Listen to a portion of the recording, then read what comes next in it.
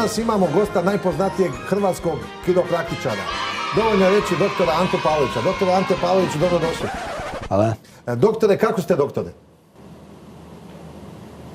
Ovo će biti njegov prvi veliki, odnosno veći javni nastup nakon izlaska iz zatvora. Je tako? Nije. Nije. Da.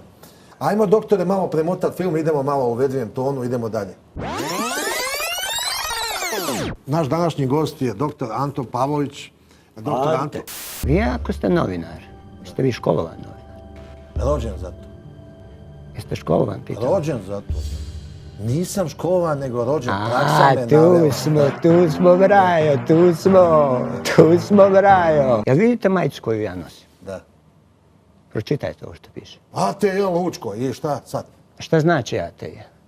Počele su ti se usne tresti donja usna. Pa u neugodnoj sam situaciji. Čekaj malo, U polako. neugodnoj sam situaciji. Pa ne možeš ti biti bolji od Saše Kopljara. Mogu biti. Razumiješ? Ko? Ja! Aj, sad ću se pozdraviti s Čirom, sam se odmah ja Čiru poljubim i Čiro htio meni u usta. Da sam ga poljubio u usta i jebate, svi rekli peda. Dozvolite da vam poljubim ruku. Nemoj mi poljubiti ruku. Zašto? Pa stariji ste od mene. Jel može?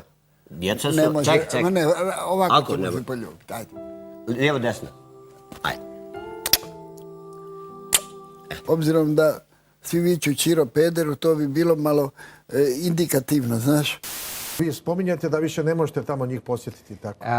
Dobio sam zabranu, ali mi je skinuta u travnju. Evo vidite da sam se pripremao. Alen Klabot je Gledaj ovo.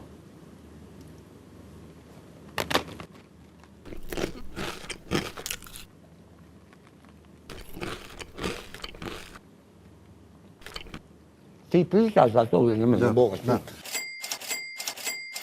Hoćete vi svirati ili čekate da ja prvo platim? A ono, Malović. Ma kakav Malović? Bio ti on gost kod Prkačina. On ima onu emisiju. Evander Holyfield. Malović. Ja sam reinkarnacija Isusa Krista. Dakle, Isus koji je ponovo došao. Evo. I onda uzmete ovako tu i pomirišite. Evo. Čak se ni jaje ne osjeti. Za tebi smeti. Ne, ti nisi ni primirišao, nemoj me za... To je kod nas ovo umjetničko djelo, žene što znao, to od javno djeca ništa. Zepe. Ma kakve zepe, jebo, ovo ti je priglavak, zepe je obuća. Čuti si malo. Malo ja, malo ti, si ja nego ti, pa ćemo se voljeti curo ja i ti. Aj, nek se zna da te volim ja.